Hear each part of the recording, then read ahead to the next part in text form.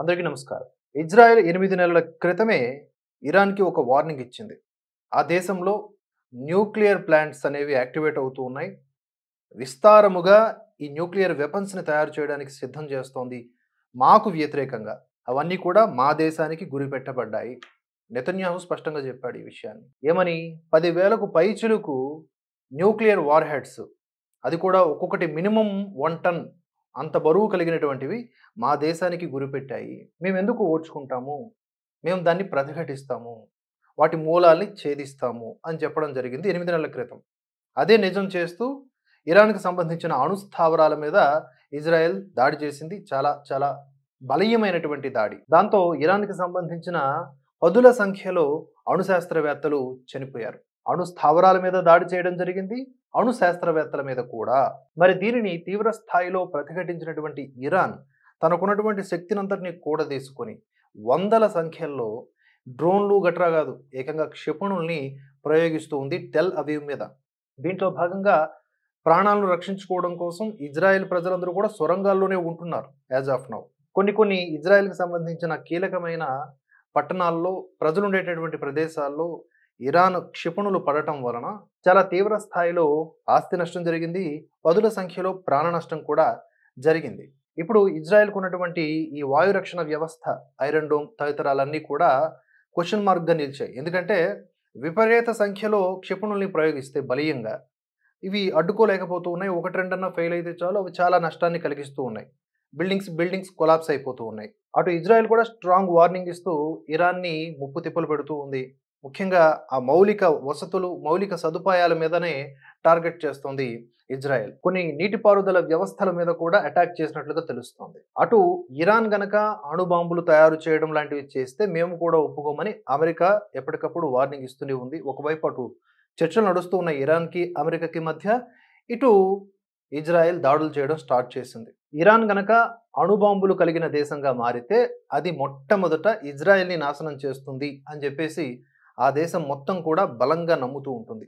కనుక ఈ ప్రతిఘటన జరిగింది. కానీ ప్రపంచం మొత్తం కూడా 2 వర్గాలుగా చీలిపోయింది. ఇరాన్‌కి సపోర్ట్ చేసే వర్గం ఒకటైతే, ఇజ్రాయెల్‌కి సపోర్ట్ చేసే వర్గం మరొకటి. ఇక ఎవరికి వారు వారికి నచ్చినటువంటి అంశాలని షేర్ చేసుకుంటూ మానవత్వాన్ని ప్రదర్శిస్తూ ఉంటారు. కానీ గ్రౌండ్ లెవెల్‌లో నిజం అనేది ఎవరు చూడరు. ఫస్ట్ ఆఫ్ ఆల్ హమాస్ అనే గ్యాంగ్ అటాక్ చేసింది ఇజ్రాయెల్ మీద, ఇజ్రాయెల్ ప్రజల మీద. దాని గురించి ఎవరు మాట్లాడరు. రిటాలియేషన్ చేయొద్దని చెప్తారు. ఈ ధర్మసూత్రము ఏ నీతి శాస్త్రం నుంచి గ్రహించారో నాకైతే అర్థం కాదు. ఆపరేషన్ సింధూర్ మనం ఏం చేసాం? రియాక్షనే కదా! మనది రిటాలియేషనే కదా! దాన్ని కూడా ఆపేయాలని చెప్పేసి కొంతమంది వాగితే మనం వాతలు పెట్టాం కదా! ఇది కూడా అంతే. మీరు మమ్మల్ని ఆగాలి అనడానికి అర్హత ఎప్పుడు సంపాదిస్తారు? మీరు మా మీద మొదట అటాక్ చేయకపోయి ఉండుంటే. కానీ ఇక్కడ అలా జరగలేదు. అయితే ఇరాన్ విషయంకొచ్చేసరికి ఇజ్రాయెలే మొదటిసారిగా అటాక్ చేసింది. కానీ జనస్థావరాల మీద కాదు, అణు స్థావరాల మీద. ఇప్పుడు ఇరాన్‌కి కొంత సమయం కావాల్సి వస్తోంది అనేలాగా ఊహాగానాలు వినిపిస్తూ ఉన్నాయి. బ్రీతింగ్ పీరియడ్ అంటారు కదా! అందుకని చెప్పేసి ఇజ్రాయెల్ గనక కాల్పులు ఆపేస్తే, ఇజ్రాయెల్ విరమణకు ఒప్పందం చెబితే మేము కూడా ఆగిపోతాం.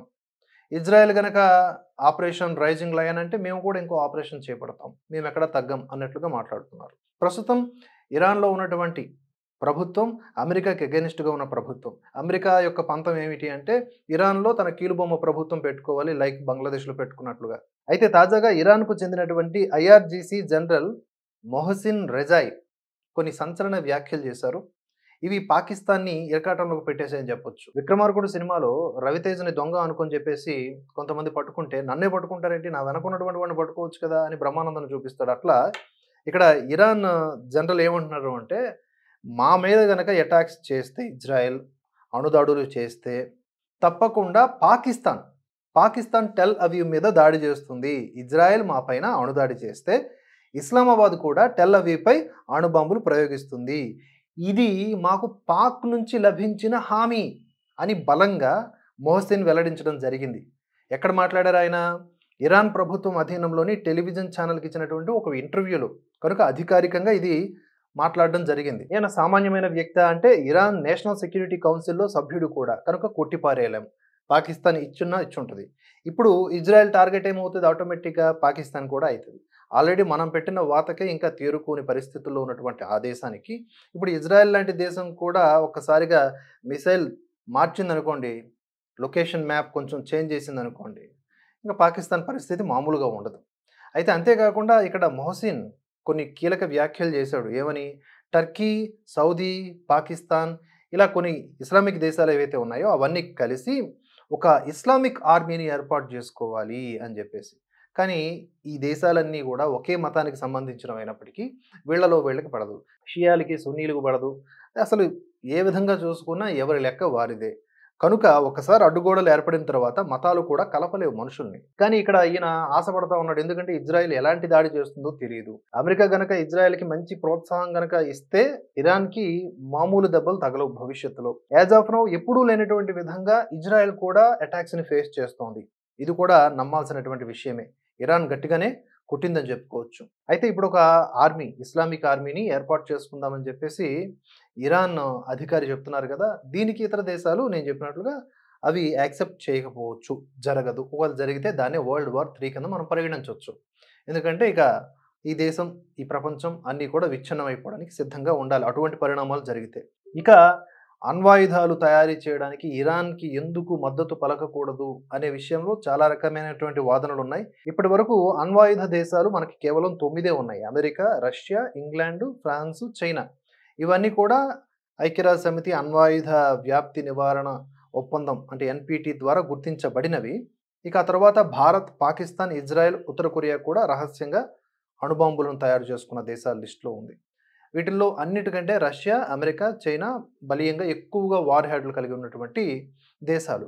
ఇలా ఈ 9 దేశాలే కాకుండా ఇరాన్ కూడా జోడింపబడితే ఆల్రెడీ పాకిస్తాన్, ఇతర కొన్ని దేశాలున్నాయి.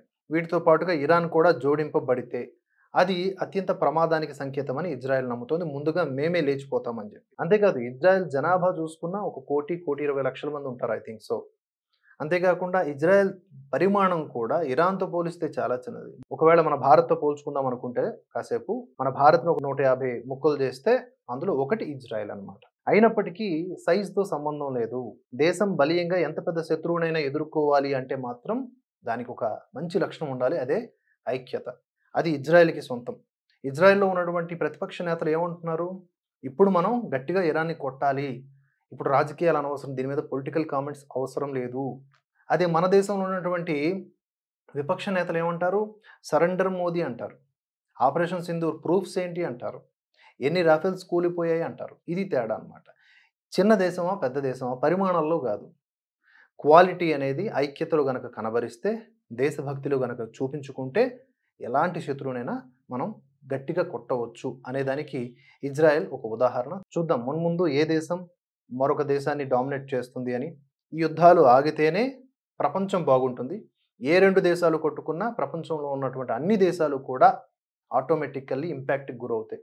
ఉదాహరణకి ఇప్పుడు ఇజ్రాయెల్‌కి, ఇరాన్‌కి మధ్య యుద్ధం జరగడం వల్ల చమురు ధరలు పెరిగే అవకాశం కనిపిస్తోంది. బంగారం ధరలు కూడా ఆల్రెడీ పెరుగుతూ ఉన్నాయి. ఇది ఆల్మోస్ట్ రూ. 1,20,000కి చేరుకునే అవకాశం ఉంది. ఇది ఒక 10 గ్రామ్స్ బంగారం. ఆ తర్వాత మార్కెట్స్‌లలో కూడా అనూహ్యమైన మార్పులు చోటు చేసుకునే ప్రమాదం ఉంది.